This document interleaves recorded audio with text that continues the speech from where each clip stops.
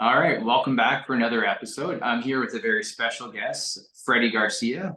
You're over there in Florida. How's everything over your way? Everything's amazing. I'm in the Space Coast in Cape Canaveral, which is why I have the everybody always asks, why are you in space, Dr. Garcia? Why are you in space? It's because I see the rocket ships taking off right from my office window here, so that's why I'm in space. But yeah, from Cape Canaveral right now, which is where the Carrick Institute lives. Awesome. And it's like, well, I'm going to finish my intro here because again, I forgot, but you're associate professor with the Carrick Institute. You have your chiropractic neurology diplomate. You have a couple fellowships in functional neurology as well as the electrodiagnostics. You have a master's in science and nutrition. Any more letters that you're wanting to add on in the coming year? I've stopped even talking about the letters, and as I get older, they matter less and less. But I'm still studying every day. As I think I've become more modest as I get older. Well, that's good though, but you need to. That's the thing. I think that's the most important part. You can all letters are great, but making sure that the person who's working with you is always in the pursuit of updated information. I think, and again, that's the part where when we met, I mean, I kind of feel like you're on it, whether it's a new device, whether it's new technology in the neurological space. Yeah, you just be sharing texts and emails with stuff I need to be checking out. I literally love learning, and I love sharing and educating. Those are my passions. I mean, that's what I love to do. Awesome. Well, let's kind of get into your kind of how did you get started in the world of functional neurology? So today we're going to be talking about what is functional neurology and kind of the continuum with where you can apply that in your health journey, whether it's acute brain injury, neurological issues, to kind of just performance based. How did you get started in this? Yeah. So I had a healing experience with functional neurology. So Dr. Reno, can I kind of share that story with you? Yeah, absolutely. So this was, when I was had much less grades, right? I was younger and I was working in insurance of all things, because I used to be in IT, I used to be a developer. And I also used to be a personal trainer. And I was doing deadlifts, deadlifts, right? You pick weight up, you put it down. And I got a little distracted. I was only warming up, and I picked it up and I felt something kind of like zing in my back. And I never really had an injury like that. And throughout the day, it progressively got worse. Like I literally got tighter and tighter to the point where I couldn't even stand up out of a chair come the evening, and somebody would say I threw my back out. So I started going to my GP, and, he did what GPs did, which is, good and appropriate, but wasn't really a solution. Give me muscle relaxers and some ibuprofen. And, we did that, and a couple weeks go by and I could finally stand up straight. Like I was just super stiff, painful. Like I remember thinking that if I sneezed, my back was going to blow up. Like that's how fragile I felt from this injury. But then, fast forward 3-4 weeks later, my back's okay. And I'm sitting there typing in my computer, and I feel my left hand is going numb. And I go, well, this is an interesting scenario for my career, which involves typing as a programmer. A numb left hand cannot be good, right? So back to the doctor I go. They send me to an orthopedic physician, and the doctor says, oh, let's do some electrodiagnostics, which is why I ended up studying electrodiagnostics myself. And he says, Freddie, you have an older nerve impingement. I could do an X-ray to get that fixed. And, Matt, I remember thinking, I go, how do I have a spontaneous ulnar nerve lesion? Like, you know what I mean? Like, I literally remember thinking that doesn't make sense to me. Like, how do I go from no hand numbness to a month later having hand numbness? And the only thing that happened in between was me hurting my back. So, like you understand my curiosity, right? So I go, you know what? I'm not going to do that surgery. And especially didn't like the way the doctor quickly threw surgery at me. Like it was like handing out a chiclet, like here, like I'm handing out surgeries today. Like, here you go. Let's do one. Now this will fix you. And I was like, no. So they sent me to some other orthopedic specialists, right? It was like a sports group, and they did an MRI. And I remember getting passed around by the neck guy, the extremities guy, the shoulder guy, and they could not figure out what was causing this hand numbness. They sent me to physical therapy. They sent me to rehab. Nobody could really tell me what was causing this. The physical therapist was great, very polite. We did everything, but I still had symmetrical hand strength, but the sensation was just not there in my left hand. It was decreased, and it was obvious. And then I met with it was a chiropractor, the first chiropractor that I ever worked with, who was working from a neuroscience or neurology perspective. And it was very interesting because this, I'd gone to 4 doctors and a physical therapist at that point. Everybody was poking and prodding me, trying to understand why my left hand was going numb. And this neurology trained chiropractic physician looked at me, didn't even touch me, and says, what do you want to work on? And I go, oh, this is the only issue that I have going on. Told him about my hand. And he goes, I don't really know what's going on, but let me look at you move. And he watches me move. And, he has me walk, like a gait assessment, like, we would teach here at the Institute. He watches me walk, has me comes back, and he goes, you know what? I see a few things. I want you to do this movement exercise. And he has me move my right hip in this very specific way. And I thought it was very interesting because it was a very specific way they wanted me to move it. So I move my hip, and then he goes, okay, he has me walk again. He goes, all right, you're moving a little better. And he goes, Freddie, how's your hand? And I remember my jaw dropped because the sensation in my hand was back. And it had been 15, 20 minutes at that point. The doctor had not poked me, adjusted me. He just looked at me move and had me move my right hip, and my left hand numbness changed. And I'm sitting there going, how did this happen? And I'm asking this doctor, how did this happen? He goes, oh, we're applying neurology to your problem as opposed to a mechanical, perspective on it. And I go, wow, no doctor had looked at me that way. They all looked at me like mechanically, where is this lesion to cause hand numbness?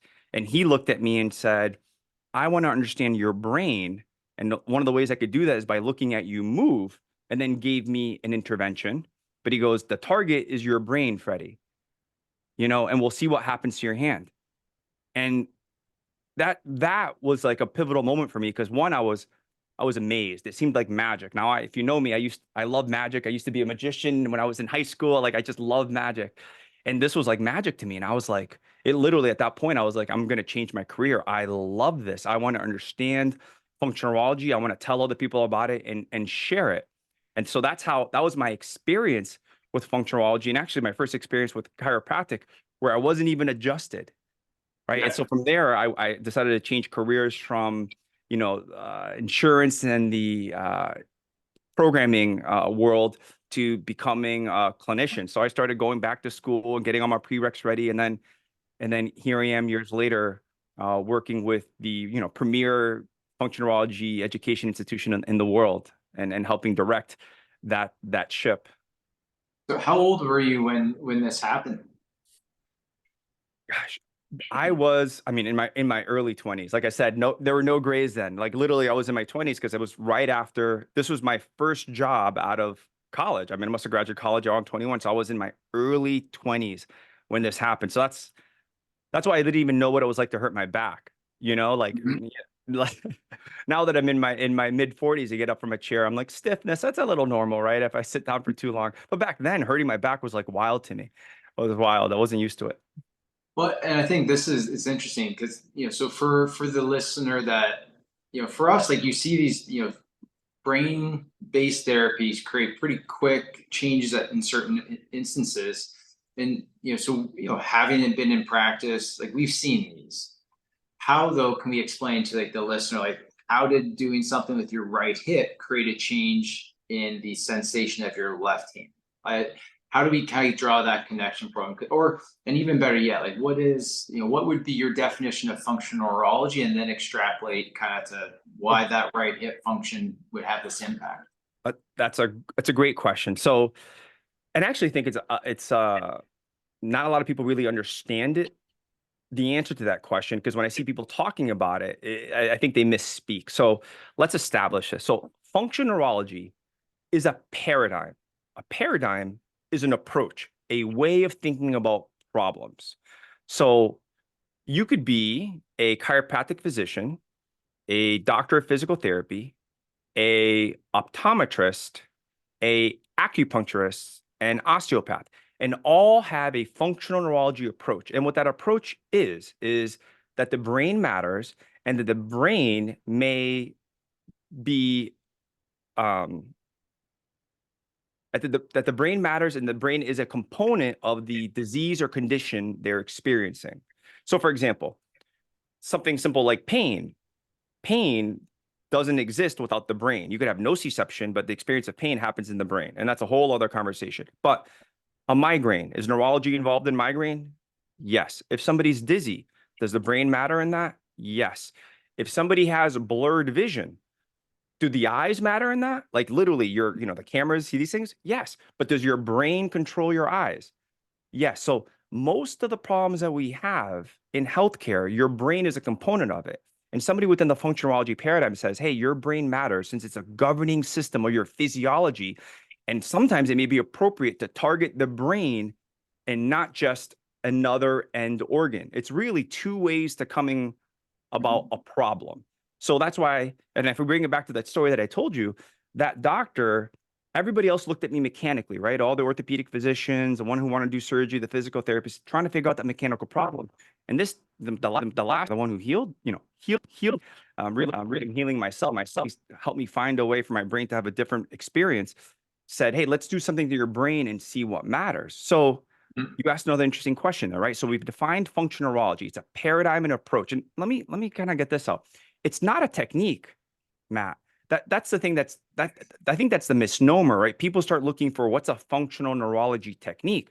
Well, the technique is going to be dependent on what you're allowed to do within your scope of practice. So for example, an acupuncturist may do exactly what they're doing. They may do acupuncture needles. They may do the ones with electricity to do electroneuromodulation, right? A physical therapist may leverage tons of vestibular rehab and say, I'm targeting the brain for this reason, or movement rehab, active and passive therapies. A chiropractic physician may make different decisions about their manual therapies to target brain. So now chiropractors have different ways to think about the same problem. Is that a local problem, and do I need to change the function of the muscles, tendons, joints, and ligaments in the areas to affect biomechanics? So, right, chiropractors, really good. Muscles, tendons, joints, ligaments, biomechanics. But now chiropractors have other choices and say, well, can I affect the brain that governs all these things down there? And what does it look like to target the brain?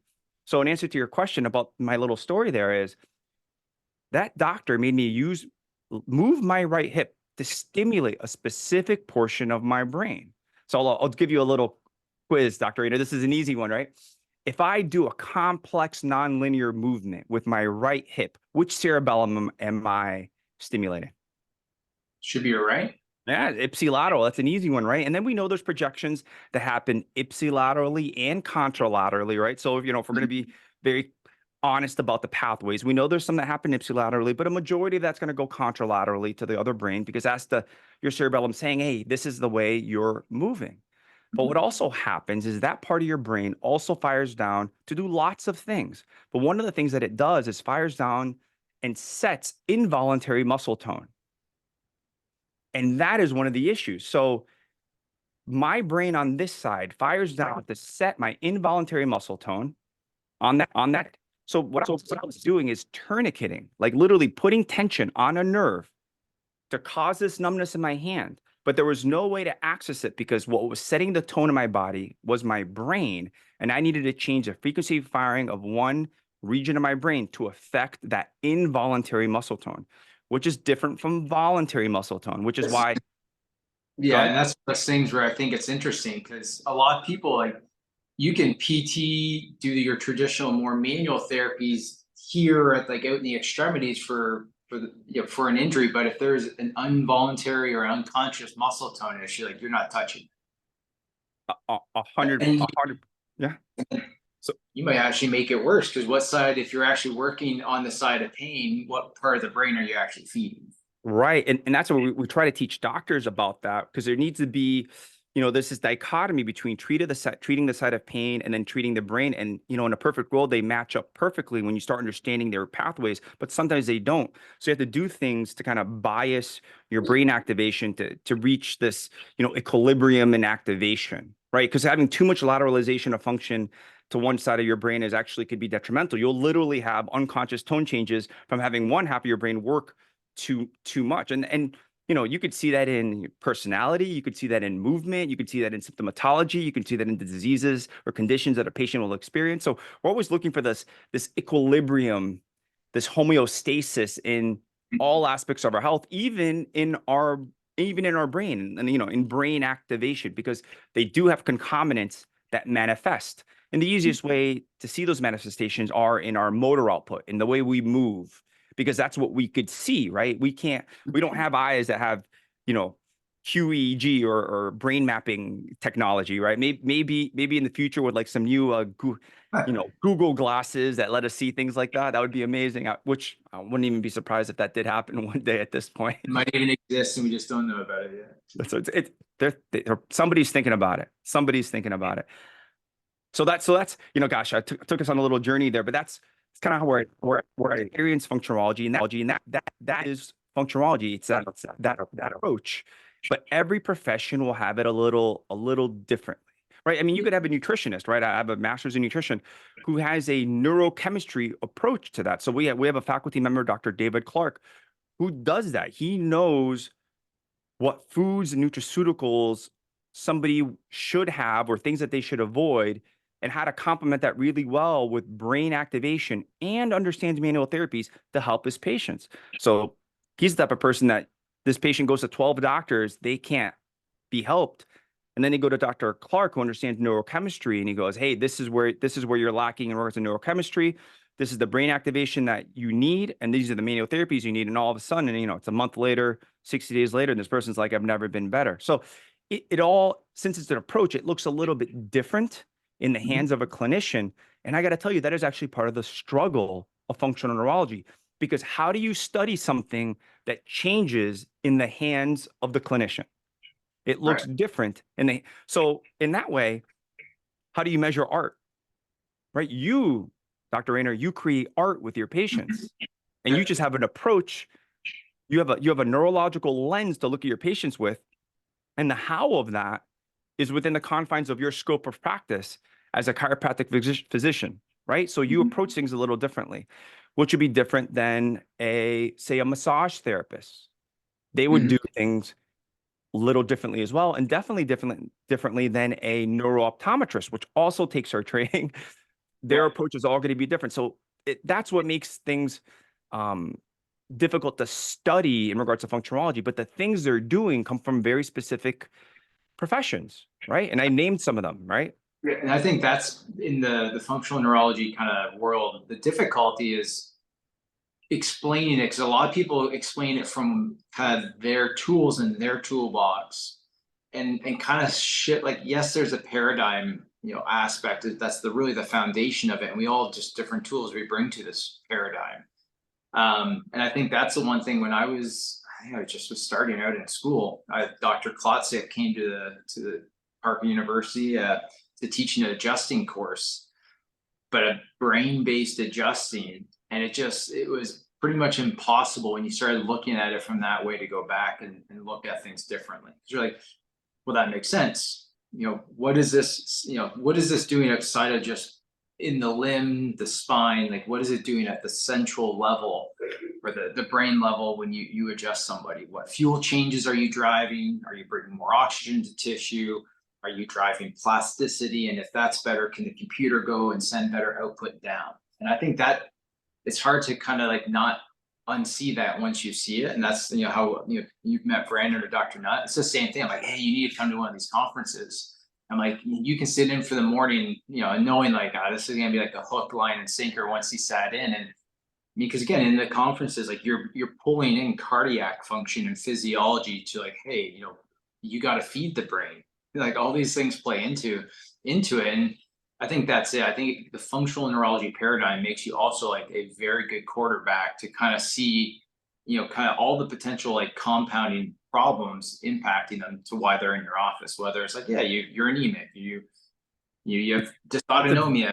It's a very wide umbrella, and that's why there's actually specialists within this umbrella. So, for example, you just named dysautonomia. So, a dysautonomia basically means a person has a problem with their autonomic nervous system function. It's the things that regulate your heart rate, your breathing, your digestion, your sexual function. It's what pushes blood to different parts of your body.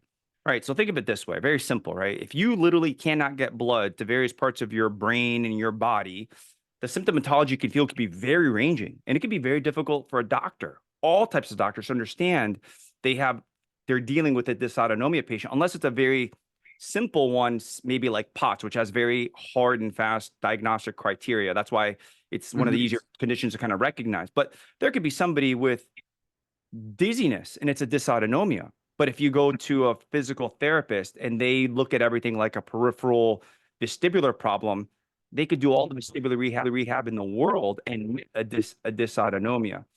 So that will is again, functionality is this large umbrella, and a dysautonomia specialist can live within that. And they could be a physical therapist dysautonomia specialist. It can be a chiropractor dysautonomia specialist. It can be an osteopath dysautonomia specialist. But that just means they spent tons of time understanding that system. But the second half of that equation is, and they also understand what stimulations they could do to that patient's body and brain to try to change the outcome. Meaning, if they change the firing of this part of the brain, what would happen to this patient's condition? And therein lies the other half of functional neurology. Is one thing is understanding that neurology matters in the condition. The other half of it is, hey, if I have light shining from the right side of the field of view versus the left side of the field of view, what parts of the brain am I stimulating? Or if I spin, if I spin the person this way in a 2 or 3 axis rotating chair, what does that do to this person's brain? So there's this incredible amount of responsibility in knowing functional neurology, because now you're going, all right, now I understand that the brain matters in conditions and how they can contribute to things, which opens you up to a whole world of possibility. But then there's the world of the therapies, Yeah. I'll do a keynote at an association meeting, and a question I'd love to ask is to chiropractic physicians is, how many of you with confidence know the central consequence of an adjustment? Meaning, sure, I could adjust the wrist and elbow, the spine, and things happen locally, but now I'm asking the central consequence, and unfortunately the room still goes quiet, right? There'll be a few that study neurology and go, yeah, I think I have a better understanding of what happens to the brain. But many still don't. And I feel we really need to. All manual therapists really need to know what their therapies do to brain. And if you know that, then you're probably going to ask yourself the question, well, what am I starting off with? What is going on in the brain of this patient that's in front of me? It doesn't matter what problem they have. If they have, hand numbness, your brain is a component of that. Undoubtedly. And even if the problem mechanically, Dr. Rayner, even if the problem started off mechanically, if you wait long enough, it will be a brain problem, because that's what happened to me. That's exactly what happened to me. So and again, I know kind of where we're going to be going on this conversation. So I want to kind of interject a thought process for us to come back to, so talking about mechanical problems and what can they manifest if it's not a problem initially neurologically, and I always think, what are good examples of that? Fuse something. What happens neurologically if you fuse a joint and take away that sensory feedback to the system? What does it look like 5 years, 7 years, 10 years down the road? Because again, I think that's when we get into this conversation of the continuum. A lot of people are just oh, my back's fixed. Boom, pain's gone. But then maybe 10 years down the road after that fusion, I don't know why I'm having balance issues. It's well, are you got all 1 to S1 fuse, what centrally are you not getting feedback from? Dr. Rayner, there are studies where they've looked at the brains. So let me back up for a second. In your brain, you have a representation of your body parts, right? So it's how, if I take a pinwheel and I, have you close your eyes and I touch a pinwheel to your forearm, you know what I just touched, right? Because it stimulates receptors, goes to a part of your brain, it turns on some neurons, and there's a little map there and it says, that's my forearm. You could even describe what it feels like, right? And, that's how that information, that sensory input that lets us know where our body is, also guides our motor output. But look how quickly the system changes. So you could look at this, literally the parts of the brain of a mouse, and then bind the claws of a mouse. And 6 to 8 hours later, there are changes centrally in the brain that you could observe. That's how quickly these changes can happen, right? And that can go 2 different ways, right? You could actually blur the area and make it worse by taping your fingers together, right? Now, instead of having 5 fingers, now I have, 3, and my brain would literally change in hours. You can look at it the other way. Let's say I have a very skilled pianist, right? They're playing the piano and they're amazing, their representation of their brain and what they could do with their finger dexterity and speed and the power, the accuracy they have is expanded. Right. So it can go both ways. That's an example of positive plasticity in the musician, and negative plasticity to somebody in a cast. Right. So if we bring it back to my story, how I got a central brain change was the fact that for a few weeks, I was not moving well, and I was moving less, and I was very locked up.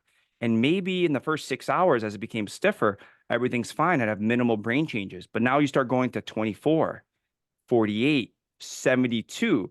Do you think, is it a possibility that the lack of movement and the deafferentation from the lack of movement can cause a brain change, which then affects my involuntary muscle tone on the other side?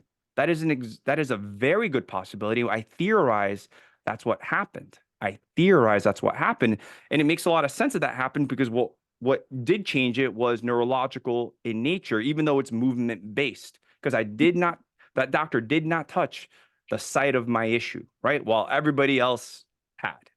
Yeah. Well, I think it's interesting because when people come in here too, like, it's hard to not like, hey, I hurt here, like, or I hurt here, touch here. Because again, part of that like validates what they're feeling. But then part of like the process is like, is this, especially like, okay, this is an acute injury. You threw something, you heard a pop, like, hey, there's probably an acute injury that explains this. But then there's those ones where like, this has been hurting for 6 months. You've seen a lot of good providers that probably have done very good therapy. And again, that's when, you say, okay, well, I need to have this conversation. There may be a cortical or a brain-based component to this lingering injury. Because again, the muscle is strong, it reacts, but you don't know why it aches all the time. And again, that's the part where I think, the paradigm that we're in, and I feel like very blessed and fortunate, that's how kind of like all my education was layered on top of this paradigm. Again, it's so easy to like, it's just to, hey, we need to, why are you doing this side, or why are you doing this opposite hip, and why are you, and again, just like, it's what we're trying to water upstream so that we have better, vascularization, blood flow, tissue response, postural control, all these things that like come from the same side. But if we continue to see the touch here, we kind of continue to create this, kind of diaskesis of one side and not, so it's one of those, those are good conversations, and they're interesting because some people are like, oh, that makes sense. And then some people are like, and I think that's the other issue in the neurology field is neurology isn't simple.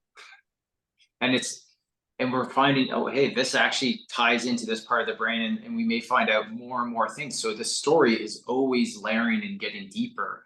And I think that's the other aspect where, in terms of like our profession, our specialty, I think it's interesting. It's like, it's never, if you ever think like, hey, I've learned it all, I'm going to hang up my shoes and just coast, you're going to be frustrated, because again, you're going to, and that's why like you kind of go into a conference like mind blown. Like you asked us, hey, you need to come up and go to Michigan and see Dr. Kaiser do his dysautonomia course. And I'm like, I want to go through and do the entire course.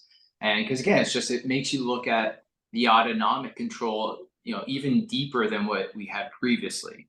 Yeah, that program was interesting because it makes you realize, you go, when he's putting transcranial Doppler on and you're watching blood flow into the brain on both sides, and you see a stimulation literally change the blood flow in the brain, and you go, how many of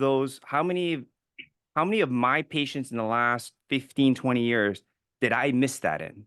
Where I didn't know that was happening. And here's a guy who makes it conscious, measures it, and is basically seeing changes on the table and getting these people away from these severe dysautonomias.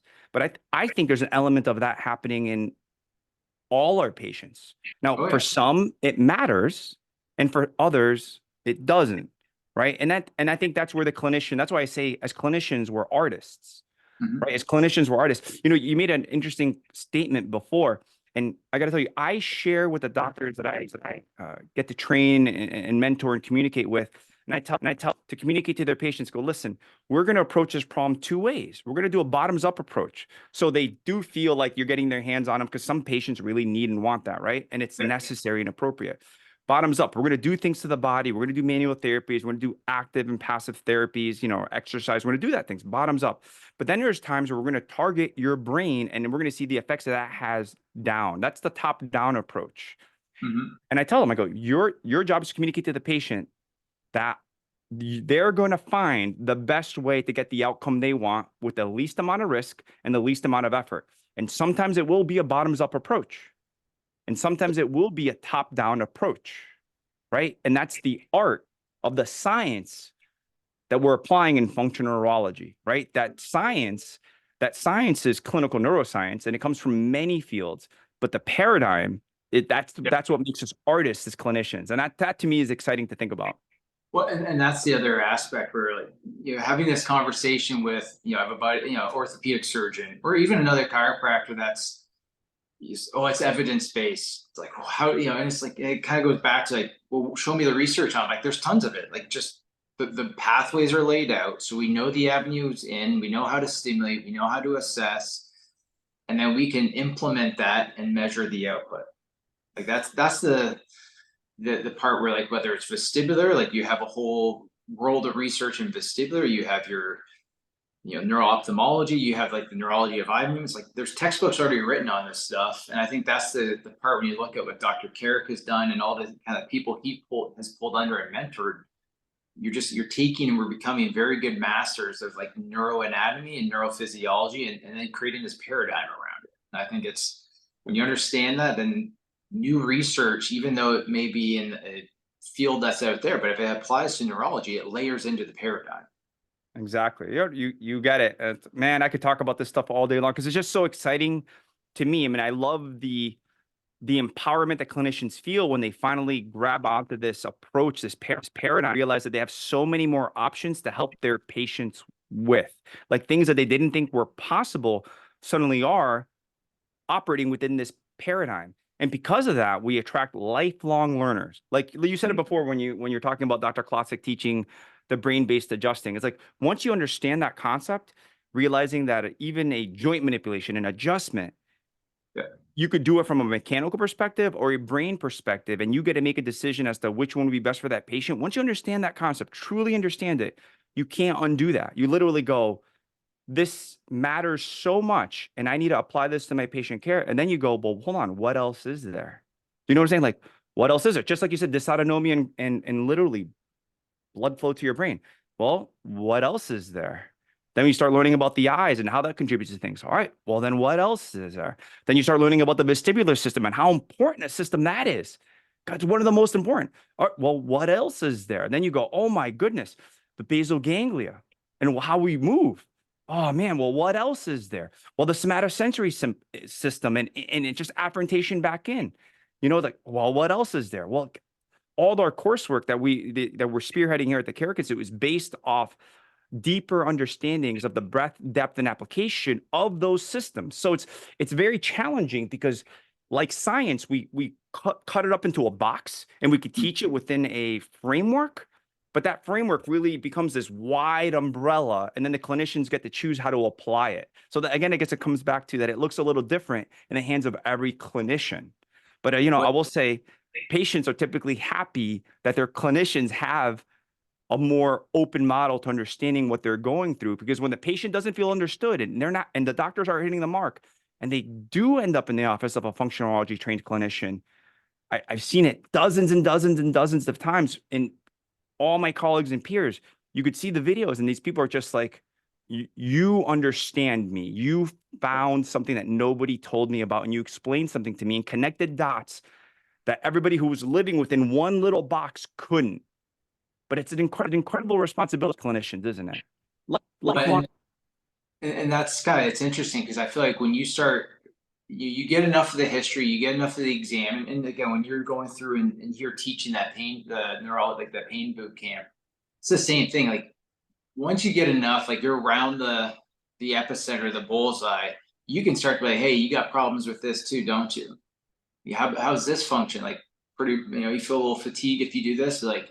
And at that point, that's when they're like, okay, this person gets what's going on because I'm not even telling them. They understand because we're kind of zeroed in on a region and what we think is actually really the epicenter. You can go ahead and be like, if this is a problem, then we know this kind of surrounding area is probably going to be problematic too. And you just start kind of throwing it out there, like, okay. And then I think that's the part where you see the eyes like probably have a relief. Like, okay, you understand this. You're the first person that kind of took it, and away from this one symptom that bothers me, you're also kind of pulling and connecting these other symptoms that no one's really correlated to being tied to the same problem. I think that's the other part that functional neurology does so well is people might have 7 symptoms, 1 or 2 drives them to go seek help, but the 7 symptoms are still tied to the same kind of neurological like issue. We'll bring it back to my story with the hand, right? Yeah. Every doctor zeroed in on one specific portion. One's on my neck, right? One's on my shoulder. One's on my hand, right? 3 orthopedic physicians. One was on the nerve. So every single one had this box they lived in, and they think they know what's going on, except for the orthopedic physicians. They really throw their hands up. But everybody kind of goes, all right, well, I think it's in my arena, right?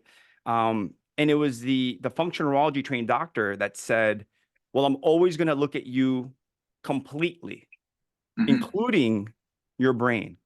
And that's what amazed me, because here I am 20 minutes. Think about the amount of time I spent, not only time, but money that I spent as a patient within the system. And here's a doctor who spent 25 minutes on me and fixed it in what seemingly looked like magic, but it was neurology. That a wider, larger, more inclusive perspective was what I needed, as opposed to the science-minded perspective of putting everything in a little box and hoping that the solution lives within that box. It obviously didn't. So I need somebody with a different box. But again, the responsibility of knowing that is a challenging one, because like you said, neuroscience is not easy to learn. But what we really try to do at the Carrick Institute is to try to teach things that are kind of complicated, but in ways that are digestible and applicable. I mean, we've been doing this for over 44 years. We like to think we're pretty good at it, since we're the world leader in specifically doing that. But it is a challenge, it is a challenge. I think if you walk away from a Carrick weekend with 20% more information in your head, it's a win.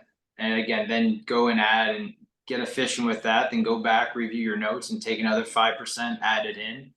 I think you'll be leaps and bounds above where other people are at. It's interesting, when you look at this, and kind of going back to the dysautonomia piece. And again, I had this thought, like, a lot of times I feel like even in our own profession, like, people want to simplify why things are going on. And I think it's like, in dysautonomia, you said like erectile dysfunction, like, again, like, so, is it a blood flow problem? And again, but what all things control blood flow? So you have dilation, you have constriction. So that's that aspect. But what if you have like vascular disease? Like, there's all these different components. And I think that's, again, the paradigm that we get brought into makes us be able to step back and kind of have a view like where you are from outer space looking down, and make sure you don't miss. Because again, there may be a neurological component, but if there is also like a peripheral vascular disease component, then you're kind of like hell-bent to serve the patient, to also be like, hey, why is this going on? Like, we need you to see this person. We can work on the blood flow and the vascular autonomic piece, but if you continue to kind of clog up your peripheral vessels, you're still you're going to see potential issues regardless of the best brain therapy. And I think that's the same thing, because I'll have classmates that know what we do here, and they're like, hey, I have this patient, keep telling me like how to do an exam on them. Like, what should I be looking for? I'm like, it's kind of like an exploration. Like, you start with an exam in the region, then you got to dance with where it takes you. And because again, like you said, you start having that, hey, I found this. And if this is going on, what are the, what might this be? How do I know, is it cerebellum or vestibular? Like, and then you go through that part of the exam and try to tease out, this is more cerebellar versus vestibular, right? But I think as in our profession, like, I get frustrated when somebody just like, expects a 5 or 10 minute phone call to like tell them how to examine a neurological patient like we do. And I'm like, Dr. Rayner, there's not a week that goes by where I don't have several phone calls of people asking me questions just like the one you mentioned. So I'm a faculty, one of the responsibilities among the many that I have here at the Carrick Institute is I'm a faculty advisor. So I talk to, student clinicians and experienced practicing clinicians, and try to support them in the education and clinical support where appropriate, since they're kind of within our family and they're learning how to apply this. So we give as many resources as we can here at the Institute for people, for our doctors' clinical success. But I'll get questions like, hey, how do I treat blank disease? And then I have to stop the doctor for a second and say, okay, well, follow me here. Now I go, do you know how to diagnose that disease? They're like, no, the patient says they had it. They came in there. I go, well, you got to confirm the diagnosis, right? So you got to know how to diagnose it. And they're like, I don't know how to diagnose. I'm like, okay, well, I could teach you that criteria, right? I'll do that. Then I go, well, do you understand the pathophysiology of the disease that you just asked me to treat? So diagnosis, right? Pathophysiology, meaning understanding the disease, like literally what structures and things are good and bad in disease. And they're like, oh, well, maybe a little bit. And I'll quiz them about it, and they don't know how to do that. And I'm like, okay. Then I'll ask them, well, how's your physical and neurological exam skills, right? And they're like, oh, pretty good. I'm like, do you have a stethoscope? No. I'm like, well, okay. Okay, well, how's your brain-based treatment skills? Right, so check this out, right? It goes diagnosis, pathophysiology, physical and neurological exam skills, and then your brain-based treatment skills, right? Because I first actually ask them, teach them how to treat said condition. Maybe it's how to support somebody with Parkinson's or a movement disorder or a migraine or vestibular, how to help them with this condition that has a neurological component, but they don't know how to do any of these things. Right. So, and I think it's important to kind of recognize that and say, hey, if I want to be a truly complete clinician, my responsibility is to constantly go through this cycle and say, where are my diagnosis skills? Where's my pathophysiology knowledge of the conditions that I want to work with and the conditions that are in front of me, because I'm held responsible for that understanding and diagnosis, literally legally. You have to, if you see something, you have to catch it, right? That's why we have malpractice insurance. You can't miss that. And then keeping on top of the latest physical neurological examination procedures, what's in or out, what is the evidence shown as a good test, a bad test, and what it means. And then we arrive at treatment. I think clinicians often make the mistake of trying to, I call it, start the race at the finish line, because they want to start at the solution. But good clinicians, the best in the world, the ones that are doing this to great success and helping tons of people, patients are flying in to see them, are masters of differential diagnosis, pathophysiology, having excellent physical or neurological exam skills, and then they know their treatment skills, what each therapy does, both from a bottoms-up approach and a top-down approach. And I think that's a good model for clinicians to kind of have in their head and say, where do I want to work on myself to be the best I can truly be for my patients? Well, and that makes, I mean, again, if you just take those points and how you look at like your differential list gives like, here's the room of options that might be going on based on what we know and their presentation, their history, their onset, and all the kind of like the demographics. Then you kind of have to go through like the pathophysiology. I think that really layers into treatment, right? If this is really impacted and this is a physiology, may I see other things elsewhere, right? Like, hey, this, are they would they maybe have this local issue, but they might also have these other peripheral issues if this is going on, especially if it's like neuroimmune. But then again, then you're using your exam skills to then confirm your differentials and try and narrow that down. Like, hey, how do we take this list of 7 and chop it into 2 or 3? And then again, the therapeutic side is, hey, I got 2 or 3, diagnoses. How do I use even like my therapies to see if I can drive an improvement to even take that differential down to 1? And then again, knowing the pathophysiology, you might know like, hey, this might overexcite if I do this route. So I'm going to go and pick option B because I'm less likely to neurologically over exceed their limit. And again, like all those pieces fit together to give you like, hey, this is how I need to approach this patient. Because I think that's the other thing that is a strength in the functional neurology world is people will go and see the PT, OT, and again, they're doing some similar therapies, but this respect for like the fatigability component and the collaterals around the brain, I think that's the other aspect. And the specificity. Yeah, the specificity of it. That is right. That is a part where, so for example, you can go into some different types of, industries and clinics today, and they'll have 3 or 4 patients doing, say, vestibular rehab, right, vestibular rehab for their concussion, but they're all doing the same thing. Well, let me ask you a question though. When somebody has a concussion, that's obviously a neurological issue, right? Like nobody makes that mistake, right? You know, if somebody has a traumatic brain injury, they could be skull fracture. I mean, so we got to brain bleeds, we got to rule all that stuff up. And now it's a month, it's 3 weeks later, they have a concussion.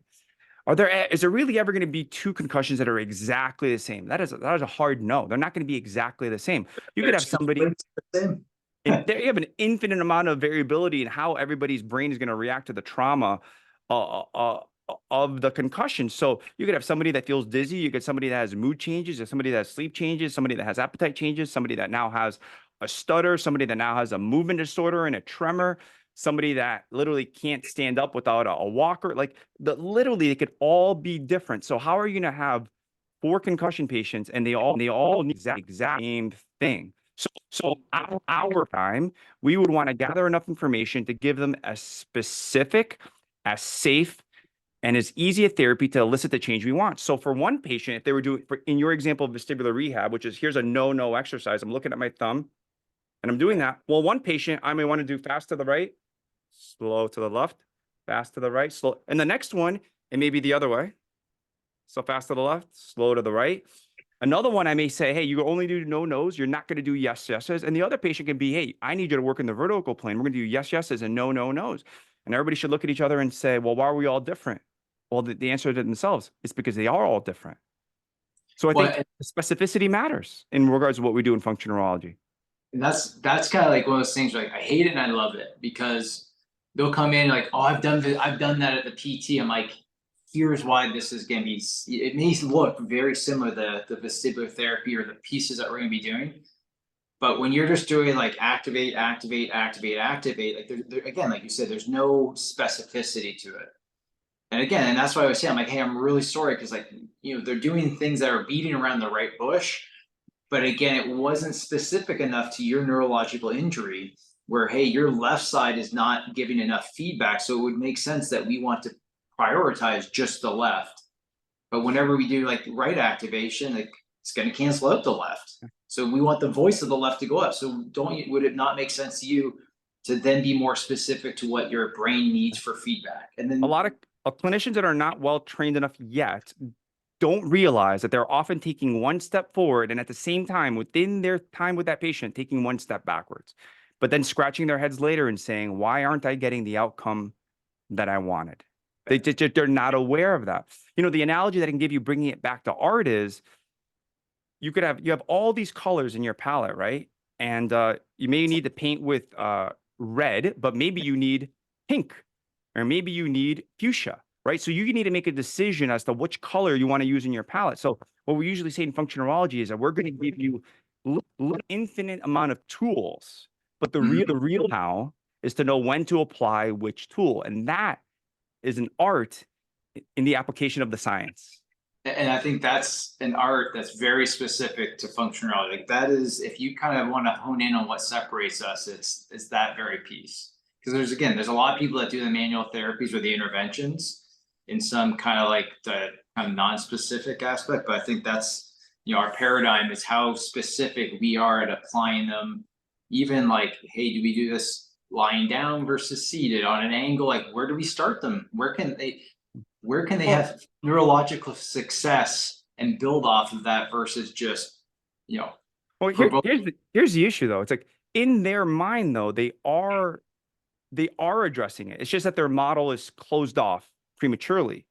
That's kind of the part of the problem, right? They are doing it with what they consider their specificity within their limited model. And that's why when people in our earlier coursework, the first thing we're trying to give them and gift the scholars that attend our coursework is that paradigm shift, because then they go, oh, I'm actually affecting more than I realize, and now I have to approach things differently. And because to them, they were being specific. They just didn't know that what they did also affected this. Oh, and they also didn't know this about this aspect of this physiology and this aspect of the physiology and how that changes their approach now, right? So before that was specific to them, and they need that paradigm shift to now go, oh, I need to think about this differently, don't I? And we're like, yeah, and we know how to take you there. No, and again, like, hands down, if, you know, we've had people, students shadow us, like, oh, what should I be doing? Or even like classmates who are out of school 10, 12 years, like, which I am like, go to Carrick, go sign up, start with like a foundational course. Again, I think the neurophysiology aspects, like how things summate in different patterns, basic principles of like metabolic thresholds are critical that again set us apart from other professions, but again add to our paradigm, and then start to go layer in the anatomy, one by one. I mean, I love peripheral nerve. Like even in the peripheral nerve course, Carlton, met Tom and I just remember I'm like, gosh, like then I would go back and do like our kind of course similar in the coursework, and you're like, hey, this is superficial compared to what we learned with the Carrick Institute. Like this is like allows me down to like, hey, here's where it's pinched. Here's why I know it's like there, because I went through these differential, like, hey, it's this is the pattern. But again, I feel like I think it makes you very good diagnosticians. And then again, the therapeutic aspect comes once you can diagnose and be very specific about where problems are at.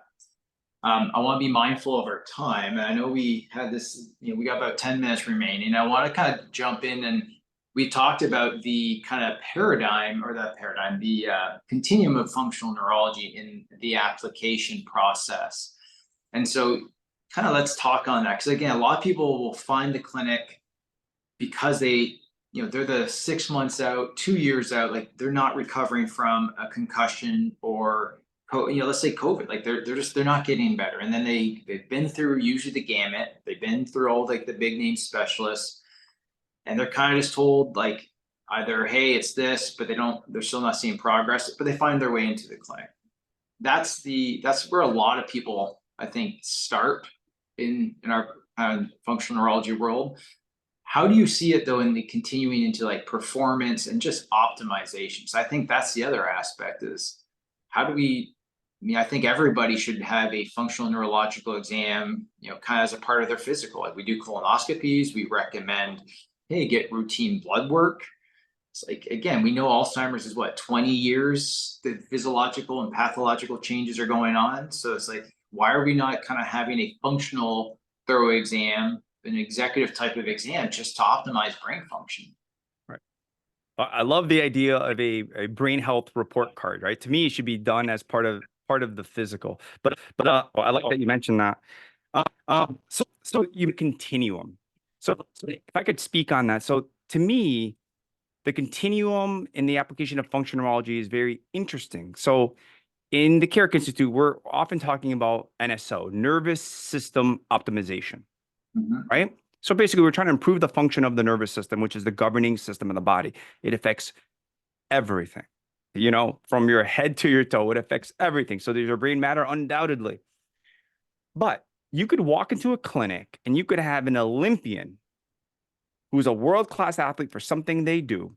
And then you could have a 76-year-old peripheral neuropathy patient in the lower extremities. And they could be doing very similar therapies. But you go, hold on one second. Here you have an Olympian that's not in pain. They're seeing this doctor because they want to remain at the top of their game. And then you have this, this patient in their 70s who's, has decreased sensation and maybe burning already in their lower extremities and difficulty walking, stomping gait, all that stuff because they can't feel things. It's affecting them. Now they're a fall risk. How do the therapies look so similar? And it's because here's the thing, right? When you are targeting the brain, all you're trying to do is improve little things and see what the outcome is. So in one patient, you're trying to target the brain and see what happens to the outcome of sensation in their feet so they're no longer a fall risk. And in the world-class athlete, you could do a therapy that looks very similar. Maybe it's exactly the same even. And you're just trying to target the brain to see what happens to the outcome, which is a performance. And it's a very, very wide continuum. We're very lucky that within functional neurology, we get to treat everybody along those continuum. My colleagues, my peers are treating the best in the athletes. They're treating the Olympians. Dr. Rayner, my practice in Massachusetts, my first patients were Olympians. They were Olympic hockey players. I had to open up early to treat those people because they needed the help and they knew they were literally waiting for a functional neurology clinic to open close by. It just so happened that the training center was in the Boston area. So those players would make that drug, would support them physically for the performance, and we support them because some of them had concussions, documented in the news. I won't share the names because I don't want to do any violations, but it was out there. Everybody knew what was going on, and we got them back on the ice and we were able to help them. But it was always very fascinating that I would have, somebody that's dealing with a pain issue or another neurological issue or an issue that you would see maybe in a typical chiropractor's office. And then I'd be working on somebody's performance enhancement to keep them at the top of the Olympic level game. And sometimes the therapies were the same, right? Or maybe the target was the same. Maybe I'm trying to change the function of somebody's cerebellum on one patient, and maybe they'll pry it a little bit on another. And but it was a continuum, right? So it's a very fascinating thing to kind of see. And but I do think that the rehab patients, when they're working on the spectrum of from rehabilitation and improve their performance so they're no longer in discomfort or move better, I think they get a kick out of being in the office with an athlete and go, hey, we're doing similar things. Like they feel kind of cool about it, right? They're like, all right, I'm gonna be all right. It's funny because when you have those professional athletes come in, how competitive they are in their rehab is like it's fairly similar. Like it's different level when you have like an NFL player that's how much should I do? Like, in the whether we're doing like the gyro swim, like, hey, it's not about how much you like how fast you're going, it's about how accurate you are and how well you're integrating the entirety of the Quality. exercise. Right. It's the quality. I mean, and again, it's like, the compensations are probably why you're seeing your performance decay, aka that's why you're in our office. So So, I so think if I could summarize that continuum, I think as clinicians applying the functionality paradigm really have an opportunity to optimize the function of the patient wherever they are in continuum. So whether they need rehabilitation from a disease or condition, you want to optimize their physiology and see what the outcome is. But at the same time, at the other end of the spectrum, you could have somebody at the top of the game who says, like, for example, I'll tell you this, we're now seeing more patients that are very successful entrepreneurs who have no condition and are just reaching levels of success and text. Like literally, some of these people are so wealthy, it's like incomprehensible. And we ask, why are you here? And they literally go, I want to stay thinking as clearly as I am because I've worked so hard that I want to enjoy the rest of my life. And I go, wow, what a way to think about it. So they're literally saying, I have no problem, but keep me optimized because I want to be like this for as long as possible. Talk about the different end of the spectrum. No problem at all in trying to keep it in somebody who wants to get out of a wheelchair. That's a long continuum, isn't it? But we could help all of those people. We could help all of those people.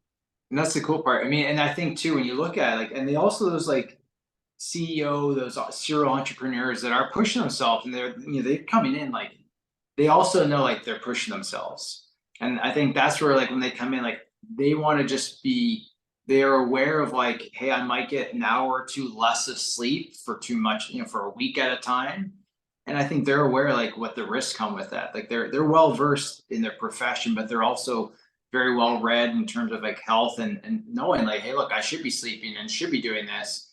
And I'm kind of always trying to cut or toe the line of like healthy versus like not healthy. And then they want to know like, hey, is there any warning signs? Because I want that information if I need to change course. And I think that's the same aspect. And if I'm 60 years old and again, like I want to get a neuro exam, I want to do VNG, I want to do like a good neurological assessment. Because again, why would you let yourself fall 5 times before you do something about this kind of like, because again, by the time you're falling, like you've lost compensation to a point where it's such a physical detriment.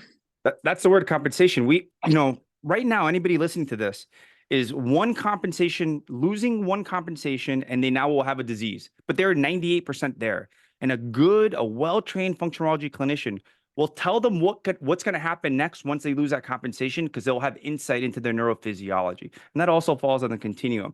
But a well-trained clinician can literally tell you what will happen when this part falls apart or this falls apart. But it is a journey to get there of continual study. But those patients that have that clinician, they are in good practices, like your patients, Dr. Rayner. They're lucky to have you.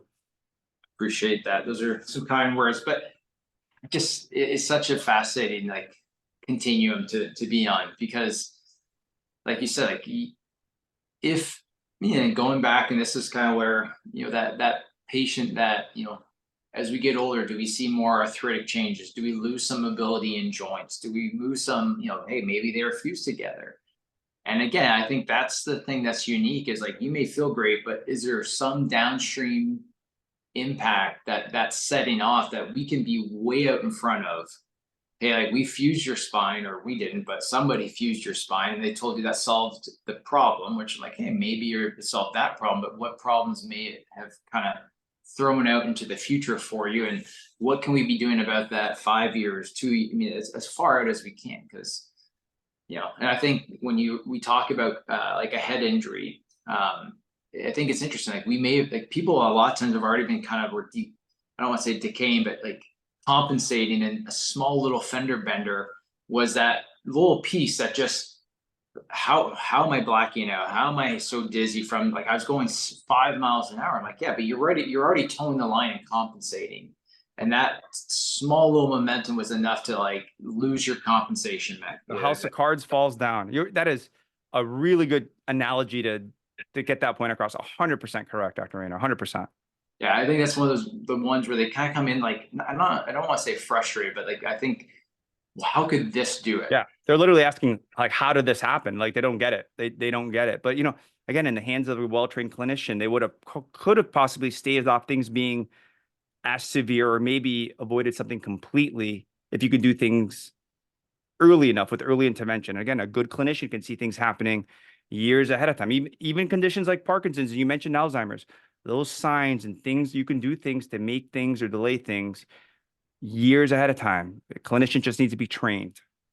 Well, and I think that's it. Like just like how long, like what percent of the basal ganglia, like those dopaminergic neurons, are gone by the time you see a tremor? Like was it 50% or so they estimate before you see like a resting tremor? It's like, what if you interjected at 30% and started doing things that try to protect, fuel the area? 100%. 100%. Well, I appreciate you being on. I think we need to do a part 2 and just kind of pick pain and go heavy on pain, because I think that's I love talking about pain, man. I'll glad to do that. Glad to do that with you. All right. If anybody wants more information, where can they look and find Freddie Garcia? Yeah, so if you want to get a hold of me, so I'm director of operations curriculum development at the Carrick Institute. So that's carrickinstitute.com. They have a website chat. I'm one of the faculty advisors. So if you're taking our programs, glad to hop on a Zoom call and support you in your learning or clinically with your patients. It's one of the services that we have here. And also, I'll put out my email address if anybody wants to contact me directly. I'll say it and then I'll spell it. It's fxgarcia@carrickinstitute.com. That's FX Garcia, Garcia, at carrickinstitute.com. And that's how you can get a hold of me. Awesome. Well, I appreciate your time. Are you any chance you're going to be returning back to the magic shows, or no? Is that just like an old path? Yeah, my daughter every once in a while makes me show her a magic trick, and I still love magic, but it also is what makes me love neurology more and more every day, because we're literally creating magic with patients, and there's nothing more fulfilling than that. It's magical. Absolutely. All right, sir. Well, I appreciate you jumping on. It means All a right. lot. And, thank you, Doc. And then you guys are at the Carrick Institute. It's actually in Dallas. If you're listening, you're local. I think you guys are here the first week of April for neurology boot camp. So if somebody is like, I'm new to this, I think that would actually really be a good place for a provider just to jump in. And it doesn't matter if you're PT, OT, neuro-ophthalmologist, MD, like, again, this is a paradigm. So your tools can jump in and play in this paradigm. Exactly. I hope to see many clinicians there. There's patients this help. They need you to know this information so you can make better decisions as to how to support them. You leave that weekend, you'll feel like you drank from a water hose, but in a good way, So I hope to see many of you who are hearing this podcast there. Just go to carrickinstitute.com to learn where that event is coming. All right, Doc. All right, thank you, Doc. We'll connect, and then we'll put a pain module or pain conversation on the books coming up. Okay. It'll be my pleasure. All right, sir. Been good.